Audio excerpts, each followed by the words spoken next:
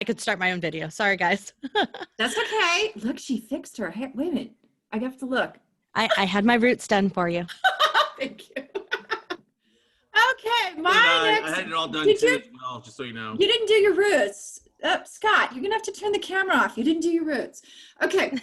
Tracy Hazzard is an Authority magazine and Inc. columnist and co-host of 4 top-ranked podcasts, including The Binge Factor and Feed Your Brand, ranked as one of CIO's magazine's top entrepreneurial podcasts. Tracy is the co-founder of the largest podcast post-production company in the U.S. And as a digital authority, product, and brand strategist, Tracy influences and casts $2 billion worth of branded content and products around the world.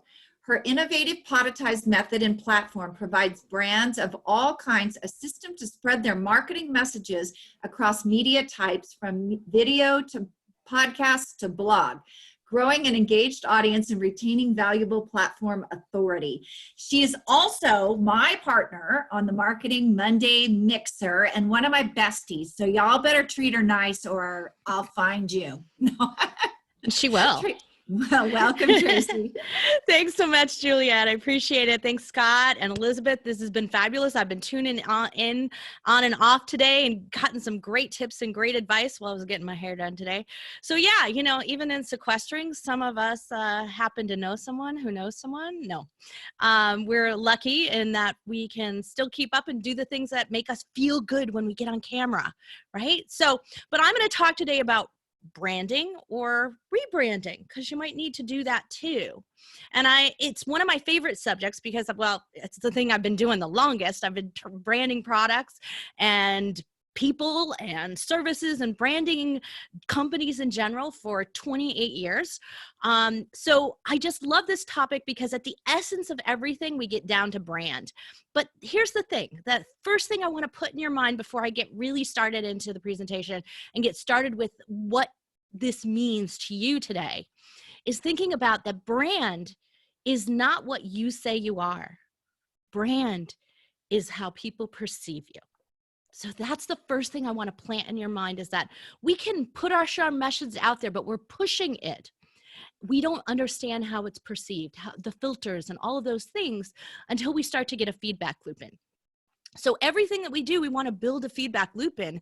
And that's what I'm going to talk about today, is some of the methods by which we're starting to get feedback across multiple brands and multiple service business and all kinds of different things that are tracking and not tracking right now. Today, we can start reading some signs that rebranding is going to be necessary coming out of sequestering, coming out of quarantine, coming out of this.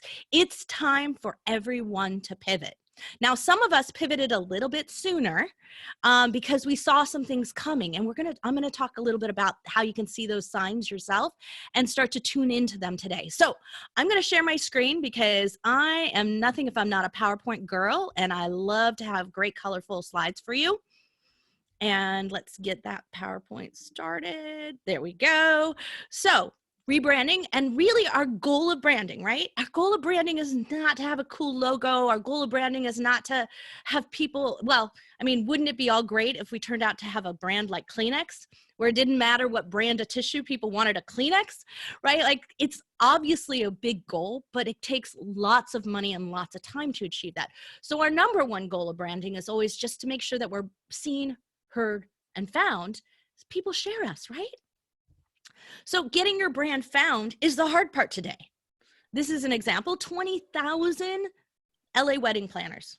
They're obviously all not working right now, but 20,000 wedding planners. How do you stay above 20,000 wedding planners?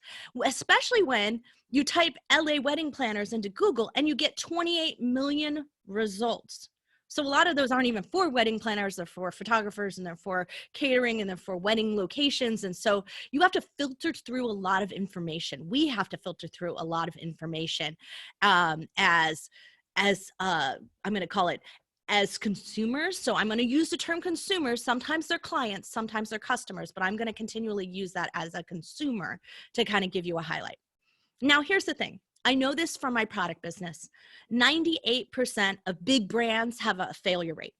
14 out of 15 products fail on Home Shopping Network and QVC. Imagine that. Home Shopping Network and QVC and big brands like L'Oreal and all of those types of people who are out there on QVC already today can't get it right. Walmart has high failure rate. 7 out of 10 consumer products fail in general. And that's in a store where they already have products selling, they already know their consumer, and they're still getting the product wrong. Services are much worse than that. You guys know startups, 9 out of 10 failures. Only 2% of patents ever make the inventor any money. So we're talking about a high degree of failure in the brand side of things. So it's not like you're alone in this. I just want you to realize this is not just a small brand or an individual entrepreneurial brand problem. It's a big brand problem too. And it's because we don't always listen. And so we're going to talk about this. Why, Bachman, thank you so much for your call. Someone's talking. Whoops. So why do I know more? Like, why should you be listening to me? Why do I know more about what's going on here? Well, I've done 250 products, me and my partner, Tom Hazzard, who's my husband. We've done 250 products that do about $2 billion. Well, they did about $2 billion. They probably did about 4 now. You guys maybe all have bought one of these chairs at Costco right now for your new home office that you're all creating right now. They're still available there. And they're only $99 at Costco. So we got a high success rate. This is a platinum record product for us. But out of that 250 products, we have an 86% success rate. That means that almost 9 out of 10 of the products we put in the marketplace succeeded. Why is that? How were we able to do that and dial down? Well, here's just a little bit about us, by the way. Sorry about that. Because we don't worry about going viral, right? We don't worry about going viral as a strategy. We look at it as a way in which we can make a sustainable brand no matter what's going on in the world, no one matters what's happening. We did this way back in 1998 to the year 2000 when we designed these stylus pens for handheld computers and got featured in Harvard Business Review. We beat out 9/11 and still sold our company afterwards. So these are some things that we understand intimately about what we do. And so here's where I'm want to really emphasize it for you. 77% of what you put out there in brand messaging, and that means sales messaging, content, all of the things that you're pushing out there as a company brand message, as who you say you are. They don't even get seen, heard, or found. It's not that people don't believe you. It's not that they aren't listening. They're not even finding you to begin with. So we need to solve that problem right away. So, oops, there we go. Facebook, we think, oh, well, social media is easy. But social media has one of the lowest conversion rates, meaning that people are not finding you, they're not seeing you, they're not hearing you. There are 1.6 billion users on Facebook, and there are only 10% of those users are in the US and Canada. So if your clients are all US based, that's really not as big a marketplace as they keep telling you. 88% of people say they're on social media to keep up with friends and family. They're not there to get sales messages. It's a push through interruption into their day. That's why conversion rates are so low. Now, we go to Google and YouTube and we 10x our return already, right? We're moving up into 13% conversion rates. There's 8 billion video views every day. So there's a lot of videos being seen. But 85% of them are watched with the sound off. Just FYI, if you're not putting captioning on or you're not doing audiograms, you're making a huge mistake. And 4 times more likely to be watched if they're square, because they're more watched on mobile devices. So just keep that in mind as too. But there's 1.7 billion websites on Google. So again, it's still hard.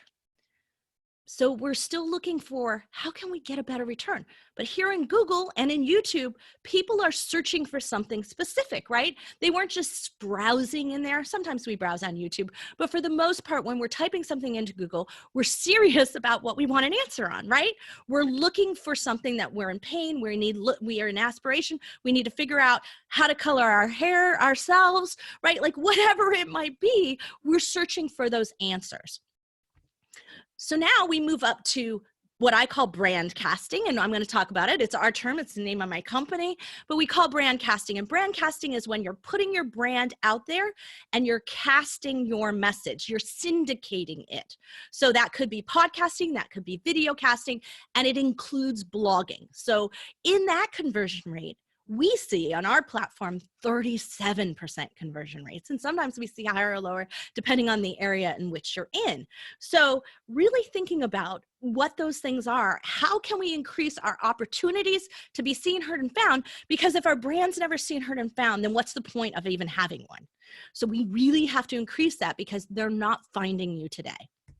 So what do we look for first? We want a content branded platform.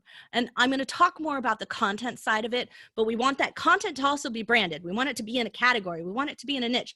People like things that big general things, you have to spend a lot more money on it. Think about when I wrote for Inc. Magazine for 4 years. I have a column. It's all over the place, the different kinds of things, the different kinds of content they produce. The more varied in content, the more Amazon-like you are, the harder you have to market. The more narrow you are, the easier that is. So that's what we're going to talk a little bit more about as we go on as well. So how do we get brand power into it? So it gets us that brand gold. It gets us more. It gets us more articles written, more press, more speaking engagements, more virtual summits, virtual and in person, hopefully very soon, right? More books sold, more of those things. We get a VIP pass for our brand to be invited and seen, heard, and found. And I heard Elizabeth Bachman talking about that earlier, about how doing virtual events and virtual speaking was actually getting her some more. Leanne Webster said the same thing. So it's cascading into getting more. So being more visible, being found out there gets you more just in and of itself. It cascades into it. My dad always says, success breeds success. Success breeds the opportunity to succeed again, right? And so it really helps you get those opportunities going. So thinking about it, is it time to pivot your brand? I'm going to give you some things to think about, and I want you to think about your personal brand, and I want you to type into the chat when you say, this is me or this is not me. Like, go ahead and type in the chat, go ahead and interact with us and let us know what you're thinking about. But is it time to pivot? Here are some key things that I want you to think about. There are keys to getting to that brand gold, keys to making sure that you're seen, heard, and found, because remember, that's where the gold lies. So first things first, it's not about you. Okay, I hate to tell you this, but it's not about you. That self-branding thing, this is old. This is where we're seeing a pendulum swing right now. We're going from the me to the we. So we're headed from a me pendulum to a me swing in social interests to we types of social interests. We're doing the same thing in business right now. We're in the swing of the pendulum, and it's already been happening. And for those of us who saw it coming, we've been ahead of that curve, already starting to switch our brands and keep that up. But for those of you who are not, it's not too late. In fact, now is the perfect time to move from that we kind of mindset, that self-branding thing, to moving to a we mindset, community building, and all of those things. And I'm going to talk about a little bit of that right now. So number one thing is get your face off your brand.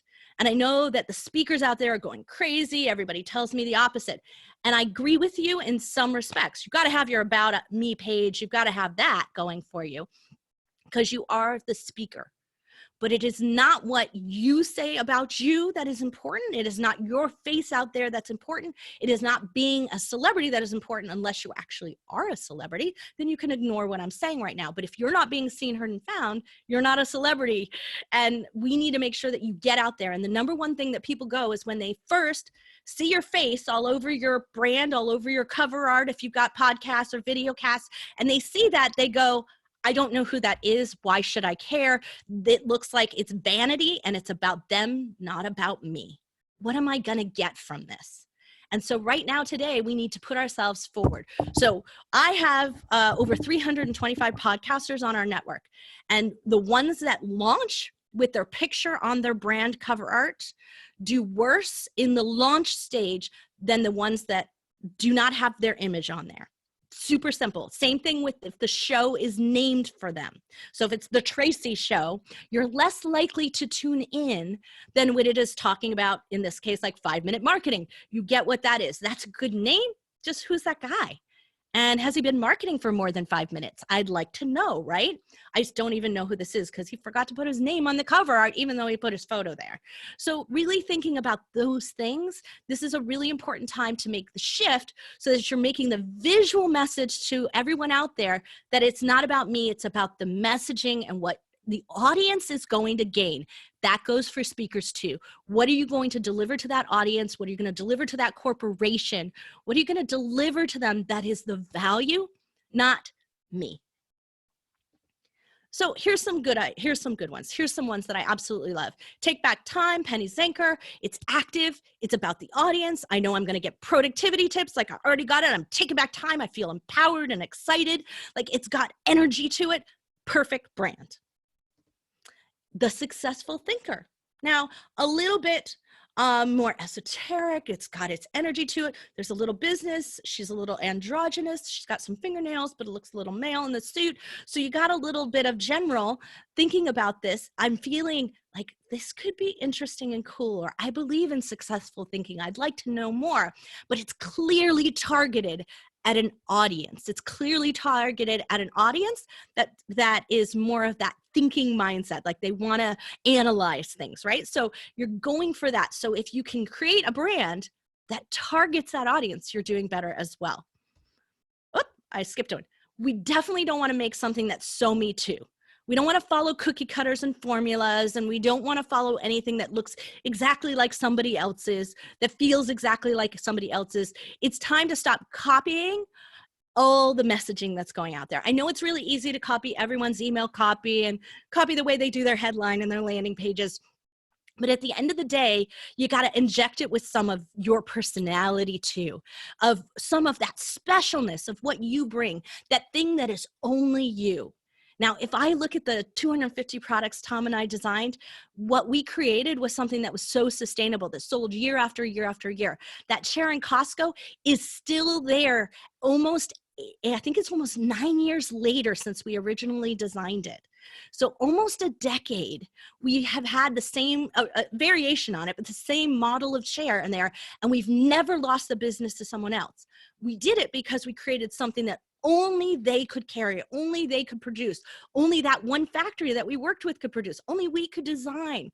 So when we create something that really is unique and giving that unique message, we also create our value for our audiences and a value that is shareable. So separating yourselves in that me too is really important. And some of it can come down to just the simple messaging. When I feel like I've seen it, I heard it before, that doesn't resonate.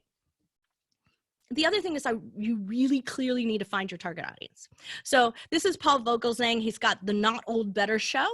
It's an awesome podcast. If you have never listened to it, it's a lot of fun for people over 50. And you know what he was told by all the gurus out there? People over 50 don't listen to podcasts. And you know what he found? They were wrong, really wrong. The AARP picked up his show and put it in a list of the top podcasts to listen to for people over 50. And you know what? For retirees and for all of that. And you know what? He ended up with 250,000 downloads a day. And I can tell you that is way, way in the top 2% of podcasts out there. So he exceeded everybody's expectations by saying, I believe there's an audience here. Here's why I believe it. And I'm going to test it out. Now, sometimes you could be wrong. Right? I'm going to talk about that. Hypothesis branding. I knew it was coming up. Hypothesis branding. Sometimes we have to go with our gut. We have to put a stake in the ground and try our brand out there. We don't know if it's going to succeed or not, but we have to go in there saying, I'm going to experiment, because if we spend too long in this day and age with all the speed of content, with the speed of information, and we take too long to brand ourselves. I've had people who rebranded 3 times in 3 years, and they still never put their show out there. They still never put themselves out there, but every year they went through a rebrand. That's an exercise, and it's not telling you anything, because until we put ourselves out there and find whether or not we have an audience, we don't know if the target audience we wanted was out there. We don't know if it's the right type of audience, if it's the ones we were looking for, but we also might really be surprised and find some really great audiences out there that we didn't know we had, and that tell us, these are the products I want from you. These are the things I'm willing to buy from you. And we think, oh, magic. That's what happened with my first podcast on 3D printing. I thought, maybe we'll get some young students listening to podcasts and all of these things. We had an age range that shocked us. We had people who were retired engineers. We had people who were students in middle school. So we just had this broad age range of people, and it gave us this ability to create content. And then we found out we had demographics all over the world who were dying for information. So it gave us a way to have a dialogue. And it's only because we started quickly. Maybe we started a little ugly. That can happen too, right? Go in there, just get started and put your brand and stake in the ground if you haven't done it yet. I'm giving you permission to do that, because the longer you wait, the harder it's going to be for you.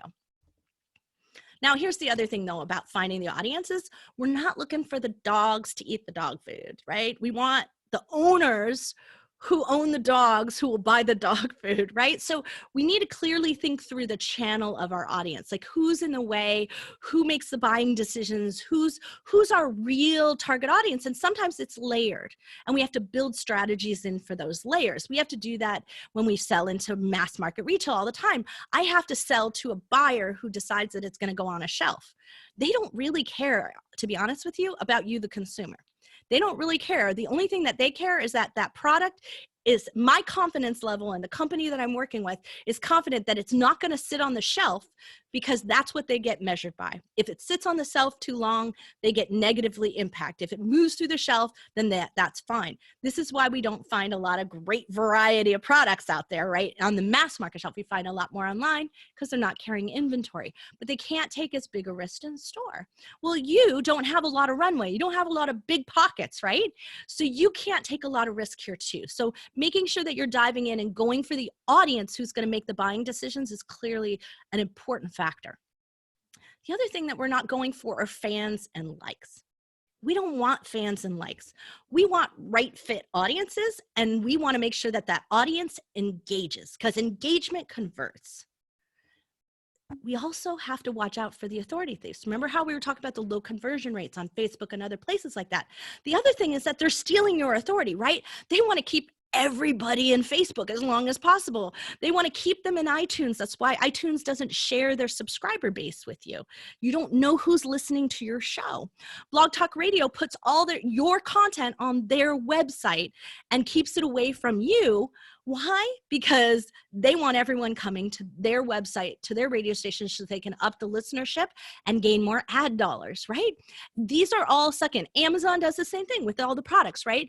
Amazon Prime, it rewards that. It's trying to get everyone into their ecosystem.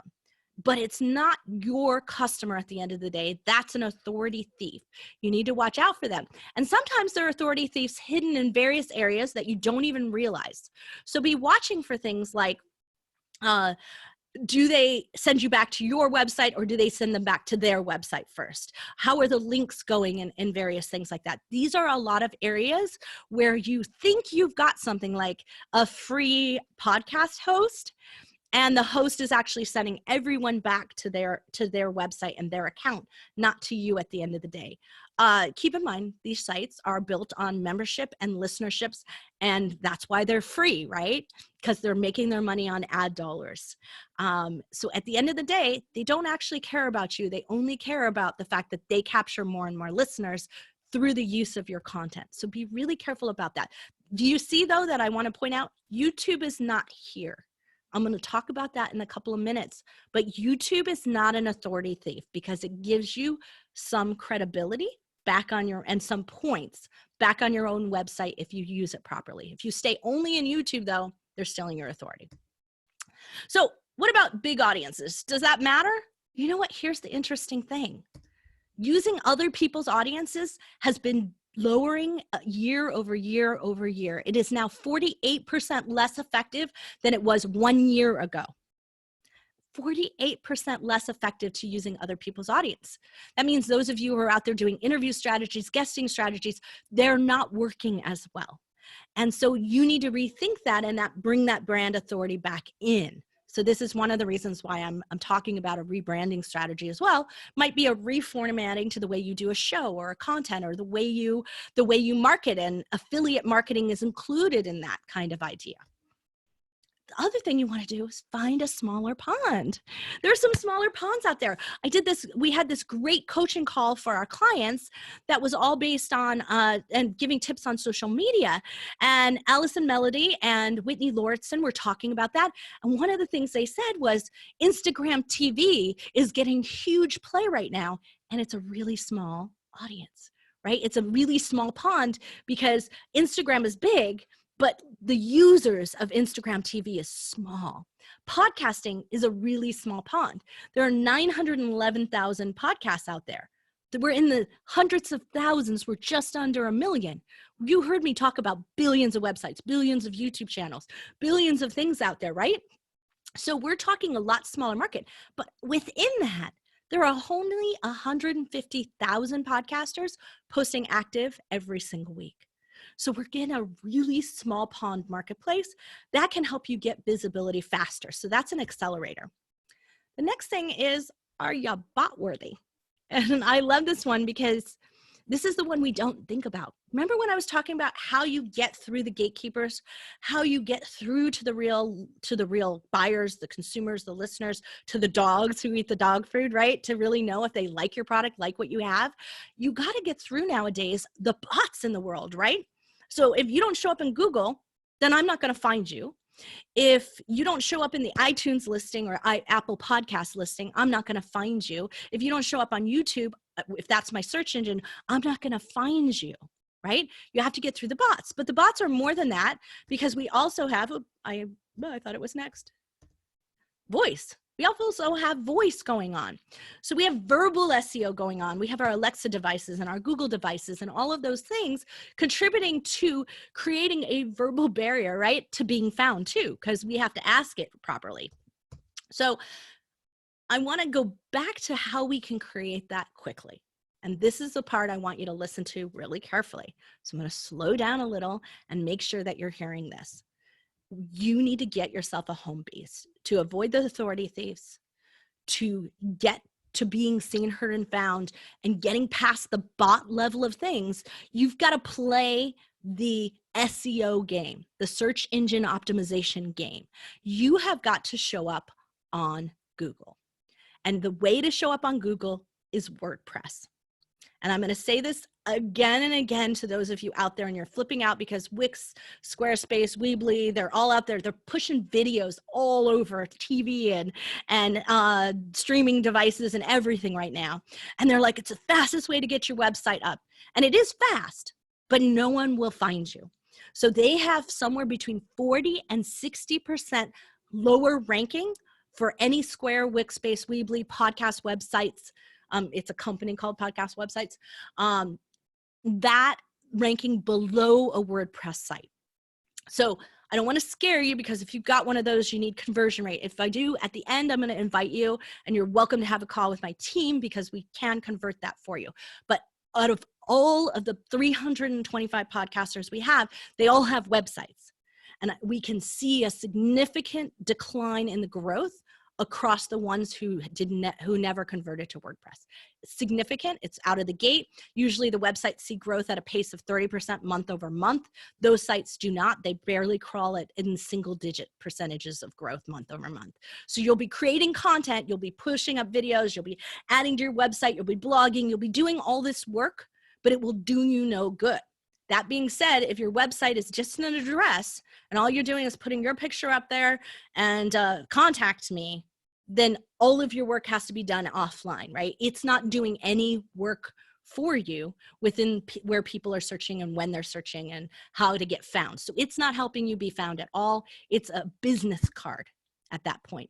Is it better than nothing? Absolutely better than nothing, but it will not achieve the goal of doing business for you, right? Finding people for you. So keep that in mind. At the end of the day, you want to have a home base. I also recommend you have a YouTube channel and embed that YouTube channel. So embed the YouTube videos within your blogs, within your site, have a video page, whatever that is. Make sure that those videos are showing up on your website. And why do we want to do that? Because Google owns YouTube. Imagine that. We get bonus points for doing it. So you might as well get those bonus points if you're already creating videos elsewhere. I also want you to go a little old school here. I want you to get a blog. I want you to do 3,000 words plus per article. And I want you to do 1 per week minimum. And you're like, oh my God, Tracy, that's so much work. But you know what? Why don't you just talk it? You don't have to write it. You can literally speak it and transcribe it. Now, there's some rules to transcription. I'm not going to go into them today. We have lots of information on that on our website. You're welcome to share that with you, but there's some rules about not putting date stamps, not putting a transcript raw from one of the transcriptions. You do have to edit it. My team does a 4 times transcription. We have 4 people who review it and clean it up and turn it into a styled blog post. So it takes some time there, but you don't have to write 3,000 words because that might take you 6 hours or more. And you could speak it in 20 minutes. So the next factor and the next key in getting to brand gold is, are you bingeable? Because what are we out there doing today? Are you guys binging on some stuff? This is what I'm binging on. We're binging on Outlander in my house. We love Outlander. We have all these things that are going, we're consuming it at a high rate of pace. And you know what it shows? Binging leads to buying. Want to see? Look. I knit my own cowl while I was watching it. So I have a Sassenach cowl. I bought the pattern on Amazon. There are tours for people wanting to go of Scotland to go see Clan Fraser Rock, all of those things. I want to see if it's real. So the tourism is going up. Consuming of products is going up. The book sales are going up. Stars subscriptions for getting the new season is going up, right?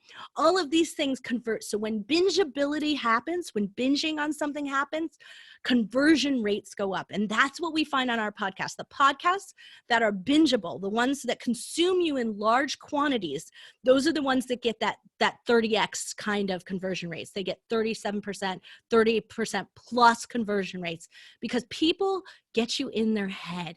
That's all they hear. That's all they're thinking about. They're consuming you in such a large amount that they cannot see you as anything but the expert, but the answer. Otherwise, they quit. So I did a rebranding. I'm just going to share this with you because one of the things that happened was as I was interviewing top podcasters and top videocasters and such social media influencers, I had a show on Feed Your Brand, and that was what it was called before. We still have it. But it's a different focus now. And I spun it off this year into something called the binge factor. And it is because when I was doing the show and I had done about 50 episodes or so of these interviews, the feedback I got from the people I interviewed and from the people listening was saying, I love it when you talk about the bingeability of a show. I love it when you tell me why I should want to binge on a specific podcast. It makes me want to go listen to it and subscribe immediately. So I realized I was onto something. So taking a time to rebrand and pivot is a really great thing. Another story that I have, and this is one of my favorite articles that I ever wrote, was about a company called Big Ass Fans. And they originally started out with this, there are these giant fans that you put in like arenas, right? And so they originally were called HVLC or something like that, which is high velocity, low current fans. And they were sold to installers, people who would install them in the space, into a big giant space. They would also be specified by architects and designers, right? So going out there and looking at all of that, they were like, that's what they called themselves because that's what they were. And people they would call up and they would say, hey, are you the guys who have those big ass fans? And back then the owner was listening to the phone calls and he said, why don't we just call the company that? And it stuck. And now it is, that's exactly what people ask for. It's what they are called like it is. They're called, and it's a cult thing to have a big ass fan. So their rebranding was the perfect pivot for them to be audience centric and really getting to what they want. Now they asked branding experts and the branding experts tell them to switch it and they won't do it. And I'm so glad that they won't listen to that advice because it's a mistake for their audience. You cannot follow branding advice in a cookie cutter way, right? You do have to, at the end, because of that perception thing, listen to what your audience is saying, tap into it, and increase. So you want to know what happened with the binge factor? So we had great listenership. Our listenership doubled in the 2 months since we switched the brand. 2 months, and it doubled. and my people applying to be guests on my show, podcasters applying to be guests on my show, that also doubled. So we're seeing a higher traction happen when your brand is more matched with what the audience is out there looking for. So always be listening and responding to that perception gap. So one of the things that we have, oh, this is not working, is thinking about the impact of the design of it too, right? So we tend to review a design like a cover art or like a logo or all of these things really big, right? We blow it up on our screen and we scrutinize it and everything. I want you to look at it really small. I want you to look at it on camera. How do you see it? Is it showing up? Are you getting the essence of it? And we really want to think about that impact of the design in the visual world today. And more often, while it's great to have something that you can use horizontally, at the end of the day, we do also have to have most of our brands have to fit into a square. So when we use really big words, they don't work. Transformation, the worst thing you can ever put on a logo. So thinking about that, you can use the word transform instead, right? Thinking about how you do it, be a little more flexible and less rigid about the use of your logo and the use of your branding items, and think through the multimedia use of it and the impact in all of those places. Because at the end of the day, if people can't see it because it's too small on their phone, they are going to skip it. And so remember, we're working on being seen, heard, and found. The other thing is that remember I was talking about that, creating that really broad brand, that Amazon of brands, right? They're too broad and they're harder to market. So if we can get narrow but deep and specific in our content creation and specific in our content brand, we can really transfer that knowledge quickly into the marketplace. We can capture people's attentions. We can gather into that. And I know there are people out there who think, you know, the shotgun approach is better, but I can tell you over years and years of doing this, that it is not the way to start when you don't have a big budget. You can do that when you have a big budget, but you cannot afford to do it. All the brands on Home Shopping Network can afford to be wrong when there are only 14 out of 15 successes. They can treat it like a test market. They can spend a bit of money there, and if they lose money, that's okay, because they'll make it up on the one that does succeed. If your one product fails, if your one service, if your one course launch, if your one book fails, you're typically out of money. You don't have the kind of runway they do. So keep that in mind, and that this is being in the niche is valuable. I call it minding the gap because it's a little bit more Canadian, but I like that. You know, it's keeping in mind the gap also gives you the place where you can play and be unique. So it gives you a little bit of both at the same time. The other part about creating a bingeability factor, creating brand gold, is, are you serving? Because remember, we went from this this sort of me mindset to the we mindset. We mindset means we have to be serving. We're here serving today. We're serving with Peace and Pivot. We're serving with all the things that are going on in the world. We're serving with providing you that. I'm serving you today, right? And the more value you get to that, the more likely you are to tell people about it, the more likely you are to share, the more likely you are to engage with me. So keeping that service mindset first instead of teasing it. I'm going to just give you this tiny little piece and then you have to buy my mastermind. People are wise to that. They're annoyed by that. They shut that down. If we've got people who are, I'm going to call it taking advantage. So we're taking advantage of what's going on and the fear in the marketplace. I fiercely unsubscribed, and this is the way true good consumers will do. They will fiercely unsubscribe. They will quit brands when they see brands abusing my trust. I want brands who know they're going to be here today, tomorrow, and the next day. I don't want to see them taking advantage of something in the short term. So keeping that in mind, it puts you in that service mindset to begin with. You can make more friends in 2 months by becoming interested in other people than you can in 2 years trying to get other people interested in you. Again, the we versus the me, the old school me. We're shifting out of that. Become interested in others, become interested in your audience, become very interested in what they need and what they want and what they're saying to you. And you're going to do better with your brand today. So the last section of things that I want to talk about is how to make sure now that I've got my brand a little bit better, or I'm trying my brand out, I really need to make sure I'm getting out there and visible, because I got to get over that 1.3%, right? I got to get above that somehow. I call it brand casting, right? I told you, and that means that you're going from video, it could be live video, to audio, to blog, to social share. You're moving through the whole system, but doing one thing to begin with, because we don't need more stuff to do, right? We really don't need more stuff to do. None of us do. So the other part of it is that you're taking the role of the authority, right? You're taking the mic, you're getting in front of the camera, you're becoming that voice of authority in your niche, in your marketplace, and you're fiercely serving that, for serving the community that you want to hear you, right? So, but we're the voice of authority. So sometimes we are experimenting. Sometimes my podcasters are not experts in the world. I did a podcast on blockchain and cryptocurrency, and I am not a cryptocurrency expert at all. I know a lot more about blockchain than most people, but I'm not an expert there either. I couldn't code it, do anything about it to save my life. I can kind of explain it to people, but in a very simplistic way. But I was curious, and I really wanted to know more. That can be a role. You can still be an authority and learn more. Oprah is always the authority, no matter how big a celebrity is on the other side of her microphone, right? She's always the authority. But the reality is that she's not an expert in everything, right?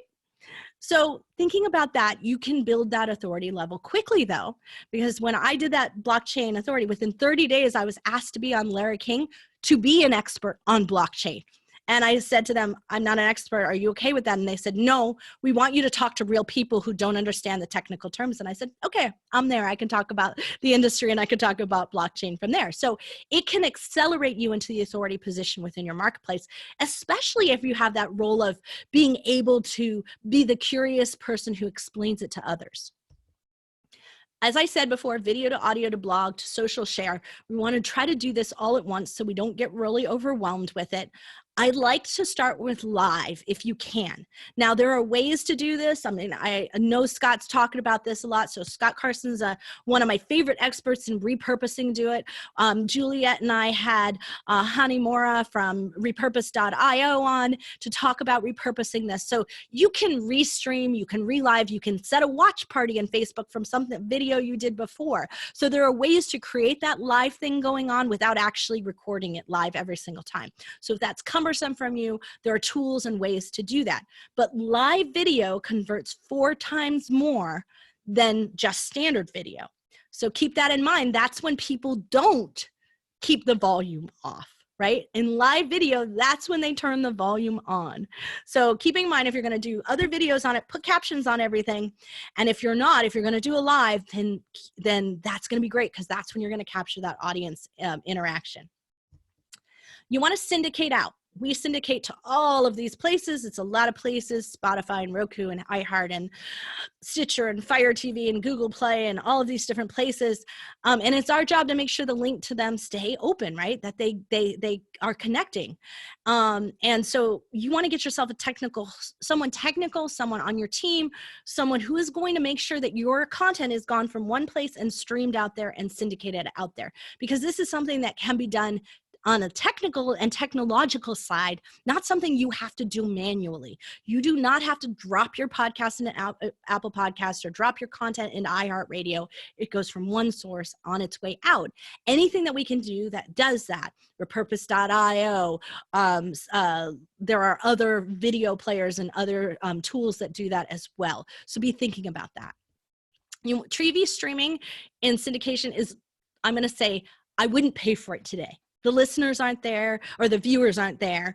But if you can get a really low cost, or you can get a free solution that syndicates you there, you're in a small pond again, right? You're in a small pond. But also be sure that your audience is there, because right now the audiences are very different. We have a group that streams to Roku, and it's called the clip out, which is a very cool term. And I guess that's a term for when you clip out of those bicycles that are so popular. I forgot what they're called. But they're working really well because everyone's on and subscribed to getting their exercise videos and their live streams, and they're interacting live and doing that through Roku already. So their audience already exists there. Make that happen. And then I just want to really say to you guys, don't get overwhelmed. When you find that you need something, like you got to have this converted, you really need to be syndicated, you need somebody to advise you, go and get yourself an expert. I have the Hazzard rules of hiring. I talk about them on the air sometimes. And the Hazzard rules of hiring is, if you're going to have to learn to do it, you have to take the time to learn to do something, but you're only going to do it once, go get yourself an expert to do it. Because you will never learn everything that you need in that amount of time. If you're going to go ahead and do it again and again and again, and it's going to be a critical part of where you bring yourself to the table, make sure you deeply learn that and become an expert, but do it. In that case, you're going to do it yourself. So these are how you decide whether you're done for you. If at the end of the day, it doesn't lead to growth in your business, growth in your brand, and you putting your brand and your messaging forward and communicating and engaging with your audience, then it is not something that you should be doing today in your business. The other thing is, right now, if you're behind the 8 ball, if you are not prepared for a virtual marketplace, if you are struggling with where to go right now, get yourself a done for you help. We've been launching people left and right. We have people who are coming on and getting launched in 30 days or less. So really keep that in mind. Free calls. I invite you. We're happy to review you. We serve here first. It is our #1 rule. We serve here. So if you go to podetize.com/inquiry, you will get to talk to my partner, Tom. He is an expert at reviewing websites and content and strategies with you, and he will talk you through that, whether or not you become our client. He will spend time with you. And then the other thing, I want to give you a free gift.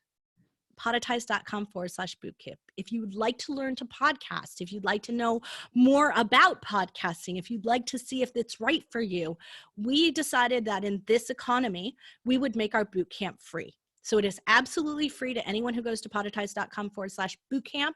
You can explore it. And if at any point you still want that phone call and you still want to talk to Tom, it's available to you through there.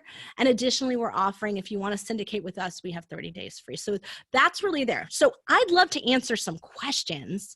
I'm going to stop my share right now.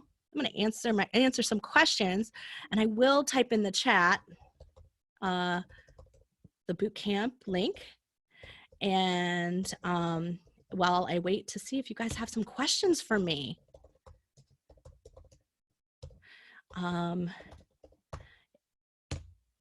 Anybody's got anything? Let's see. I'm not seeing it, but I see you got quite a lot of attendees on here. Wonderful. Good to see you all. Anyone have their brand that they want to talk to me about? What, besides, you talked about how it's not about me, removing their face from things. But why don't you share a little bit about how that works if you're promoting a guest or promoting somebody else on your podcast a little bit? So if you're trying to create that sort of authority level, right? That's sort of like, I want authority next to Scott because he's got a great audience. Then we want to put our two faces side by side or on the same graphic. So when people are sharing out and we just put ourselves on it, it doesn't get shared as much as if we're there with somebody else. So if you can take a picture of the two of you, even if you just put the two of you on the cover art together, you're more likely to get shared, you're more likely to get seen, and the other person's more likely to share it with you and for you. We call that ego bait, but there's just a great way to do that. One of the things I forgot to mention earlier, I'd love to say right now is like, if you're thinking about switching your brand, you want to rip that Band-Aid off right now. Like, just go for it. Don't try to do this really slowly. Also, don't overthink it and go back and like fix all the back stuff. Put a stake in the ground saying, this is my new brand, move it forward. And then slowly you can do the other back stuff if you want to refresh it and clean it up over time. But just put it in the ground, make an announcement to your community that it's happening, and then don't worry about it. We switched the brand here at Podetize 3 times in 3 years. And most of our clients didn't even notice. because they're loyal clients and their services didn't change and they're anything. They're like, oh, you have a new logo. Oh, it's a new color. Like, they don't care. So don't think that it's going to change your loyal audience. It's really not. And then the other thing is, don't give up anything with subscribers in it. Like, don't start a brand new YouTube channel if you could rebrand one you already have, because they've got the subscribers. Don't give up your podcast feed. Start the new one on top of it and then move your stuff out of there, right? Keep any place where you already have subscribers, because it jumpstarts you. And now maybe some of those subscribers are like not in tune with your new content. That's okay. They'll just leave. Tracy, when it comes to your podcast, I noticed a lot of people are going to some platforms and they don't understand that some of those platforms own the rights. This is the authority thing. Can you talk about that a little? Yeah, this is the authority thing that's going on. And this is where right now we're all trying to find free, low cost options, right? We're trying to do things on a budget, but sometimes it comes at a cost. So really read the fine print, make sure you understand what's happening. There are podcast hosts out there that allow you to record your show in their platform. So you can go in, you don't have to go on Zoom, you just record right into their platform. When you do that, and you only have a free subscription, you have an inability to take your content off if you'd like to move it elsewhere later. So that is kind of scary. There are other ones where they had free, they got bought out by a bigger company, and now that bigger company is putting ads on your shows and you don't have any right to say no. So keep in mind that free is not always free, and you want to make sure at the end of the day. And then the other part is if you ever go to iTunes or Apple Podcasts, as it is now, or any of the podcast players, and there's a little link that says website. If you click that button and it is not your website, it's a host, it's like a Libsyn.com or Anchor.com or any of those places, then they're stealing your authority. There is a way to fix that, but it's kind of like trying to quit the gym, they hide it in a cycle of places in which you can't figure out how to do it. Yeah, so this is a part of it. It's really difficult to figure out how to do that, how to fix it. If it's your problem, call us. We'll help you through it. It's super easy on our end because we know what we're looking for.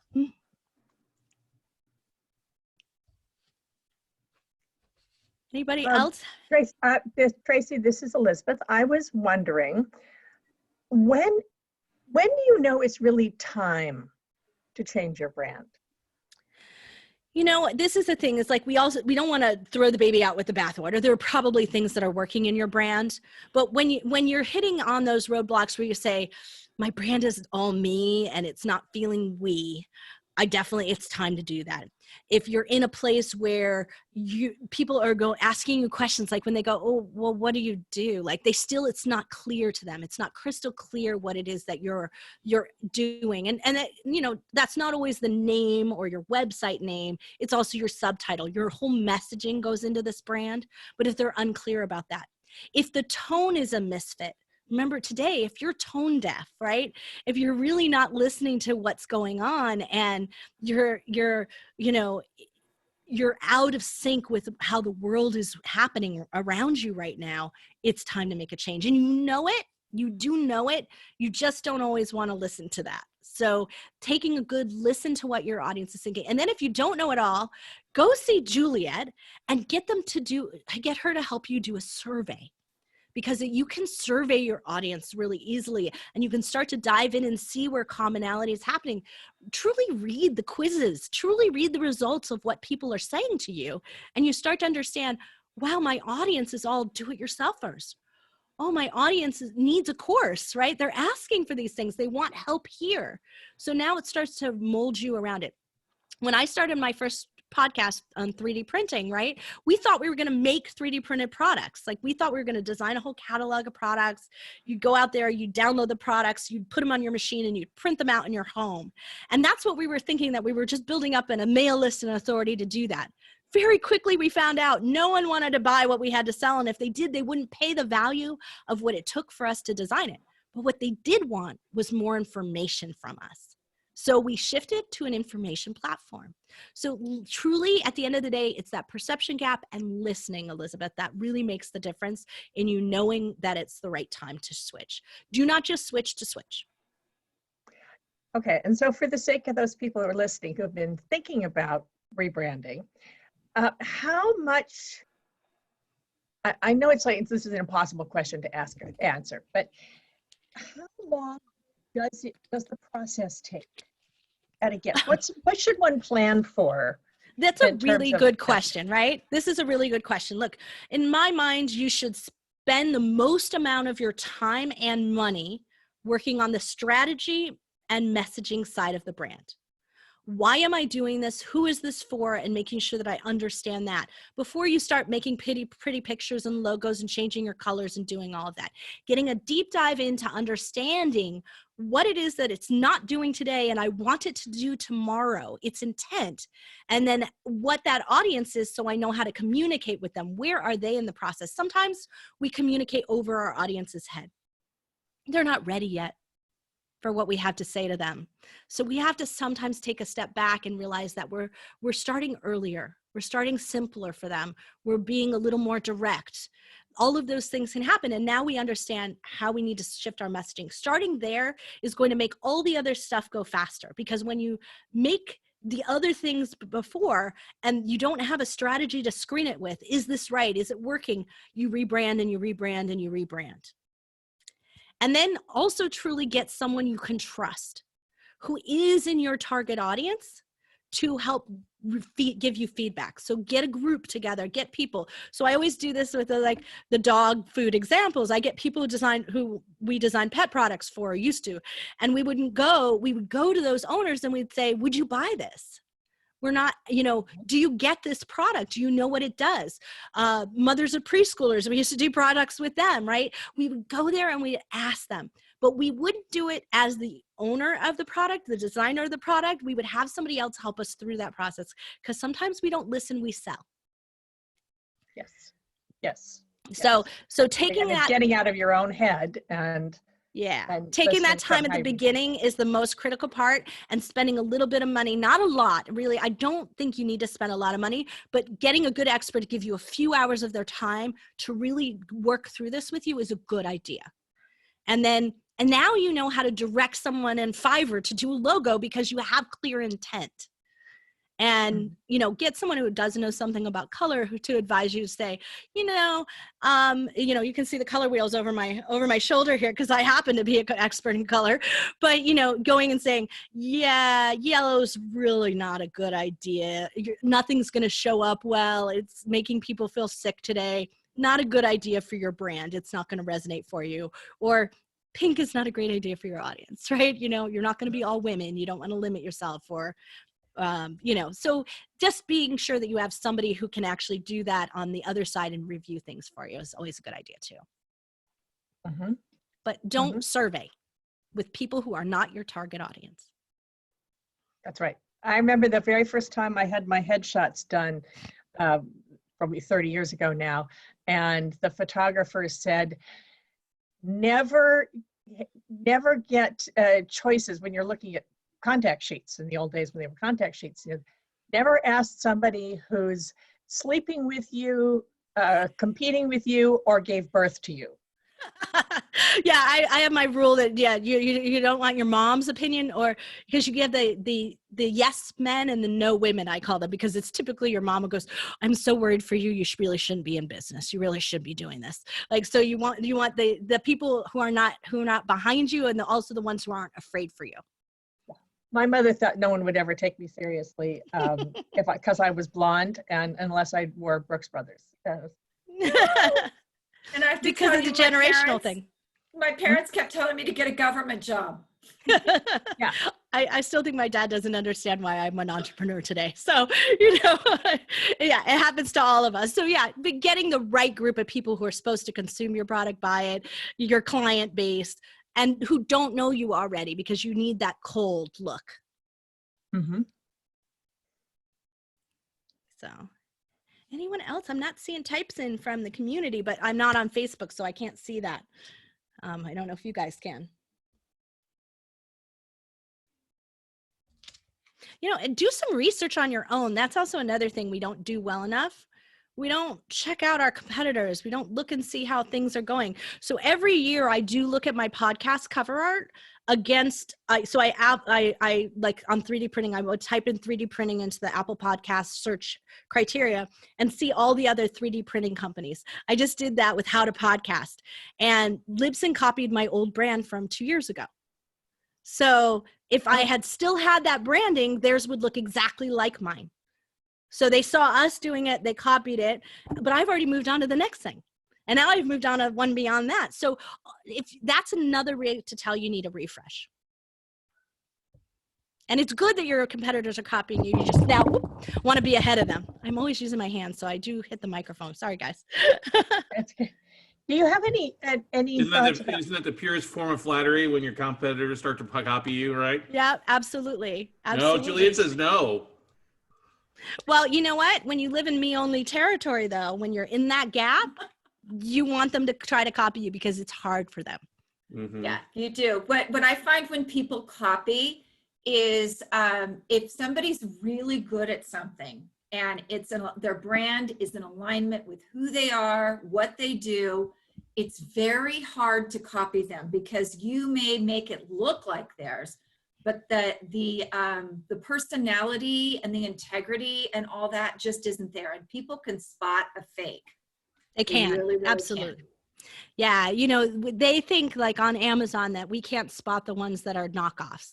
That's not true. We absolutely can 90% of the time. There's a 10% where, because we don't physically have it in person, when we receive it, we know the other 10%, but we can even perceive it online because we now are smart. We're wise to the bullet points, to the spellings of things. We're wise to how things are packaged and put together nowadays. And we know when someone put their own heart and soul in that. So remember, the last thing I'd love to leave you all with is that I'm asking you to take your face off it and your name off it and stop being at the front of it. But I don't want you to take you out of it.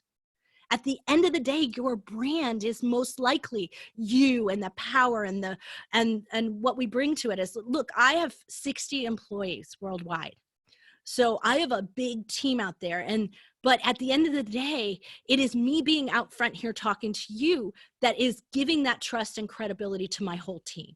The trust I'm building with you transfers to them. So you can build a bigger company and still be a front person. Yeah, we've seen that happen a couple of times when we first started doing online summits in the note space. A few other people thought they would do it and just bombarded, one and done, flash in the pan a lot of times. That's right. I like to do things that are sustainable. Why would I do something once? Yeah, exactly. So, well, you guys are doing amazing. I'm loving the content here, by the way. Absolutely amazing. Awesome. Good stuff. Well, Tracy, I want to say thank you for coming on here today. Appreciate the piece and pivots over there. I'm doing Elizabeth clap. Good stuff there. Well, you guys enjoy your rest of your language clap. Easter, right, Tracy?